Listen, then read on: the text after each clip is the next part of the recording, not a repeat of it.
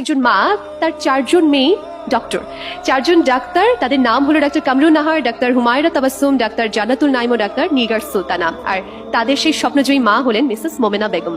আমরা তাদেরকে একটু পরেই মঞ্চে দেখবো, তবে চলুন তার আগে এই মা এবং মেয়েদেরকে নিয়ে একটি অডিও ভিজুয়াল আছে, সেটি আগে স্ক্রিনে দেখে নেই। Mrs Momena Begum, doctor Kamrun Nahar, doctor Humaira Tabassum, doctor Jannatul Naim ও ডাক্তার নিগার সুলতানার মা।